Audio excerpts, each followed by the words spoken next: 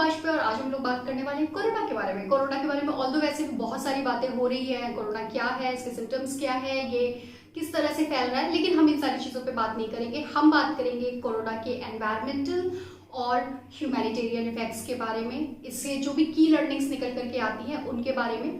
क्योंकि एक चीज़ तो हमने इतने दिनों में सीख ली है कि प्रकृति किसी का लिहाज नहीं करती, प्रकृति वो करती है जो इसको सही लगता है। इसलिए हमारे और हमारे एनवायरनमेंट के बीच में बहुत नाजुक सी लाइन होती है, जिस लाइन की रेस्पेक्ट करना बहुत ज़रूरी है। तो आज का वीडियो शुरू कर लेते हैं।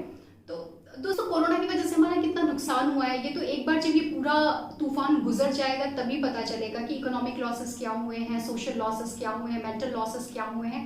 पर अभी जो कुछ की लर्निंग्स निकल करके आती हैं हम उन पर डिस्कस करेंगे। आई थिंक हम तीन लर्निंग्स पे बात करने वाले हैं, जिसमें से पहली मुझे जो लगती है कि की लर्निंग है वो ये है कि हम सारे ही लोग कॉमन डेस्टिनी शेयर करते हैं। आप फर्क नहीं पड़ता आप किस कास्ट को बिलोंग करते हैं, किस क्रीड को बिलोंग करते हैं, किस रिलीजन को बिलोंग करते हैं, दुनिया के किस कोने को बिलोंग करते हैं, लेकिन हम सारे ही लोग एक कॉमन डेस्टिनी शेयर करते हैं। ये चीज़ तो अब क्लियर हो गई है, क्योंकि अगर चाइना के वेट मार्केट में कोई वायरस फैलता है तो वो पूरी दुनिया को इफेक्ट कर सकता है।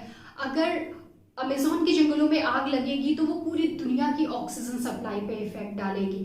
अगर अंटार्कटिक के ग्लेशियर्स पिघलेंगे तो पूरी दुनिया भर के समुद्रों में बाढ़ आ जाएगी। अगर ऑस्ट्रेलिया में बायोडाइवर्सिटी खत्म हो जाती है तो पूरी दुनिया की बायोडाइवर्सिटी खतरे में आ जाएगी। तो इसलिए हम सारे ही लोग एक दूसरे के साथ जुड़े हैं, हमको इस एक बात को समझने की ज़रूरत है। तो फिर हम करें क्या, की सॉल्यूशन क्या है? यहाँ पे मेरी तरफ से जो की सॉल्यूशन है वो यही है कि यार एक दूसरे को सेव करने की कोशिश करो ना। देखिए, हमारे पेट में हजारों लाखों गट बैक्टीरिया होते हैं जो हमारे डाइजेस्टिव सिस्टम के साथ में मिलकर हमारा खाना डाइजेस्ट करने के लिए पूरा दिन काम करते रहते हैं। अगर ये छोटे छोटे जो क्रिएचर हैं ईश्वर के बनाए हुए, अगर ये खत्म हो जाते हैं तो हमारे लिए सर्वाइव करना मुश्किल हो जाएगा। क्योंकि खाना डाइजेस्ट होना I think one of the most important process of our body. अगर ये एक प्रोसेस खत्म हो गई तो शायद हमारे लिए सर्वाइव करना मुश्किल हो जाएगा। तो इनका जिंदा रहना, इनका इस दुनिया में होना बहुत ज़रूरी है, और ये हमारे ऊपर डिपेंडेंट है अपने हैबिटेट के लिए, अपने फूड के लिए। तो इसलिए ये एक म्यूचुअल डिपेंडेंसी है। हमें पता ही नहीं है कि कितने सारे इंसेक्ट, कितने सारे छोटे छोटे कीड़े मकोड़े हैं, कितने सारे जानवर हैं, पेड़ पौधे वनस्पति, ये सारी चीज़ें, ये प्रकृति ने हर किसी को कोई ना कोई काम डिस्ट्रीब्यूट किया हुआ है इस नेचर में। इससे फर्क नहीं पड़ता हमें पता है या नहीं पता है, लेकिन हर कोई शांत होकर अपना काम करता जा रहा है। किसी के काम में इंटरफेयर मत करो, किसी को खत्म करने की कोशिश मत करो, एक दूसरे की रेस्पेक्ट करो, एक दूसरे को सुरक्षित रखने की कोशिश करो। तो पहली चीज तो यही हो गई है मेरी तरफ से। दूसरी जो की लर्निंग निकल करके आती है यहाँ पर वो ये है कि हम प्रकृति के साथ में सामंजस्य तो बैठा सकते हैं, हार्मोनी तो क्रिएट कर सकते हैं, लेकिन हम प्रकृति से लड़ नहीं सकते।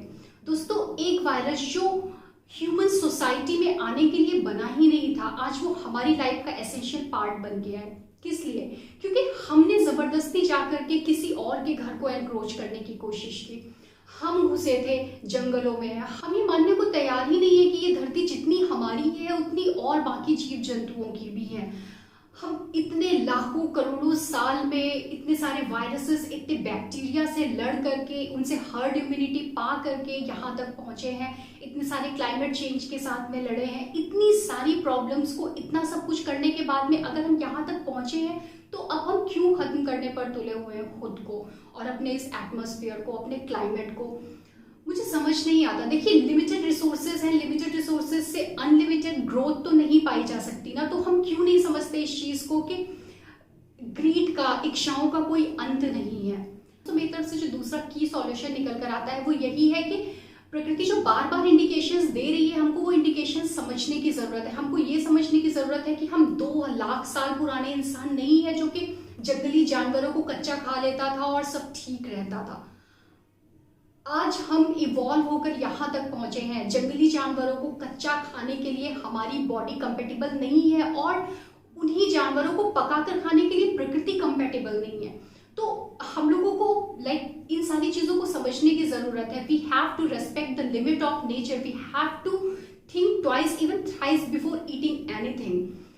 दोस्तों, यहाँ पे जो तीसरी की लर्निंग निकल कर आती है वो ये है कि अगर हम खुद नहीं सुधरे तो प्रकृति हमको सुधारेगी और उसका तरीका बहुत ही खतरनाक भी हो सकता है, जैसा हम अभी देख ही रहे हैं। तो अब यहाँ पर ये बहुत ज़रूरी है कि हम खुद से खुद को सुधारने की कोशिश करें, अपनी लाइफस्टाइल को चेंज करने की कोशिश करें, अपनी नीड्स को लिमिटेड करने की कोशिश करें। हम इस एक बात को समझने की कोशिश करें कि धरती का कुछ नहीं होगा, धरती कहीं नहीं जा रही, वो यही है, वो इवोल्यूशन की इस प्रोसेस, जैसे हजारों लाखों करोड़ों अरबों साल में ये इवोल्यूशन की प्रोसेस होते होते धरती यहाँ तक पहुंची है। अगर हम इस क्लाइमेट को, इस एटमॉस्फेयर को, इस पूरे इकोसिस्टम को खत्म भी कर देंगे ना, तो हम खुद खत्म हो जाएंगे, लेकिन धरती यही रहेगी, ये फिर से इवॉल्व होगी और फिर से ये किसी शेप को लेगी, लेकिन हम खुद को खत्म कर लेंगे। इस एक बात को समझना बहुत जरूरी है। तो फिर यहाँ पे की सॉल्यूशन क्या निकल कर आता है दोस्तों? यहाँ पर की सॉल्यूशन ये निकल करके आता है कि हमको अपनी नीड्स को फिर से चैनलाइज करने की जरूरत है।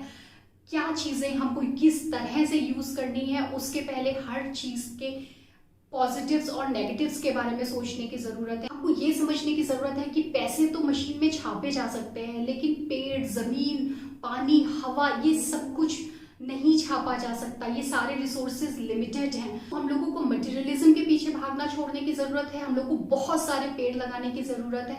हम लोगों को फॉसिल फ्यूल का यूज कम से कम करने की जरूरत है और हम लोगों को एनवायरमेंटल लॉज को स्ट्रेंथन करने की जरूरत है। इसके लिए तो ऑब्वियसली मैं बार बार यही बोलती हूँ कि गवर्नमेंट अथॉरिटीज से बात करने की ज़रूरत है, उन लोगों को इंडिकेशन देने की ज़रूरत है और जो बड़ी कंपनियां हैं उनको इंडिकेशन देने की ज़रूरत है। दोस्तों मैं आशा करती हूँ कि आप तीनों की लर्निंग्स के साथ में रिलेट कर पा रहे हैं, आप ये समझ पा रहे हैं कि फॉसिल फ्यूल के यूज़ को कम किया जा सकता है, प्लास्टिक के यूज़ को कम किया जा सकता है, कम से कम मटेरियलिस्टिक चीज़ों में और मैकेनिकल चीज़ों में भी अच्छी लाइफ बिताई जा सकती है। मैं अगला वीडियो भी इसी टॉपिक पर लेकर आने वाली हूँ कि मिनिमम चीज़ों में एक खुशहाल लाइफ कैसे पाई जा सकती है। तो अगर अभी तक आपने मेरा चैनल सब्सक्राइब नहीं किया है तो प्लीज़ सब्सक्राइब करिए इसको, क्योंकि मैं इस तरह की बहुत सारी चीज़ें आपके साथ में शेयर करती हूँ। तो दोस्तों क्वेश्चन आंसर राउंड की बात कर लेते हैं। इसमें जो मैं पहला क्वेश्चन लूँगी वो ये है कि इन्होंने पूछा है, I want to know what as individual can do to reduce harmful effect on earth. इस क्वेश्चन का आंसर ऑलमोस्ट मैं हर वीडियो में लेती हूँ। मैं हर वीडियो में ये एक चीज जरूर बोलती हूँ कि एज एन इंडिविजुअल आप मिनिमलिस्टिक लाइफस्टाइल को फॉलो करके आधी प्रॉब्लम्स तो ऐसे ही सॉल्व कर सकते हैं।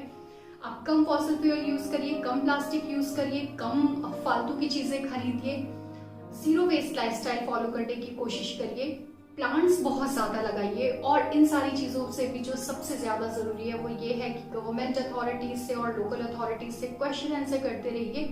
क्योंकि आपने 10 पेड़ लगाए, लेकिन अगर सरकार ने किसी एक कागज के टुकड़े पे साइन करके किसी बिजनेसमैन को किसी जंगल का टुकड़ा अलॉट कर दिया ना, तो आपका 10 पेड़ लगाना बिल्कुल बेकार हो जाएगा। तो मेरी साइड से फिलहाल यही सॉल्यूशंस है। आगे बहुत सारे सॉल्यूशंस मैं दूंगी, तो आप मेरे वीडियोस देखते रहिए उसके लिए। दूसरा क्वेश्चन मेरे पास है, उसमें उन्होंने ये इन्होंने मुझे ये पूछा है कि what about Ahmed Khan use plastic to construct road. जी बिल्कुल, मिस्टर के अहमद खान ये एक साइंटिस्ट और बिजनेसमैन है जिन्होंने प्लास्टिक का यूज करके रोड्स को बनाया। ये अपने आप में बहुत रिवॉल्यूशनरी आइडिया था और बहुत ही इनोवेटिव आइडिया था। तो इसके अलावा मिस्टर अफरोज खान जिन्होंने अपने हाथों से मुंबई के बीचों को साफ किया और वो बीच अभी दुनिया के सबसे साफ बीच में काउंट किए जाते हैं। तो ऐसे ये वो लोग हैं जो बहुत शांत तरीके से अपना काम करते रहते हैं और हम इनको नहीं जानते। ऐसे और भी बहुत सारे लोग हैं। मैं इनको लेकर के एक डेडिकेटेड वीडियो बनाऊंगी और आपके सामने लेकर के आऊंगी। मैं यहाँ पर सिर्फ इतना कहना चाहती हूँ कि खोखली बातें करने से देश नहीं बनता। देश बनता है ग्राउंड लेवल पे काम करने से, और ये वो लोग हैं जो ग्राउंड लेवल पे काम कर रहे हैं, इसलिए ये सच्चे देशभक्त हैं। मैं सलाम करती हूँ ऐसे लोगों को। मैं वीडियो यहाँ पे खत्म करती हूँ। मैं आपसे रिक्वेस्ट करती हूँ कि प्लीज आप अपने नेचर का ध्यान रखिए, अपना ध्यान रखिए और मेरे वीडियोस को सब्सक्राइब करिए ताकि मुझको स्ट्रेंथ मिले, मुझको मोटिवेशन मिले आगे काम करने का। धन्यवाद।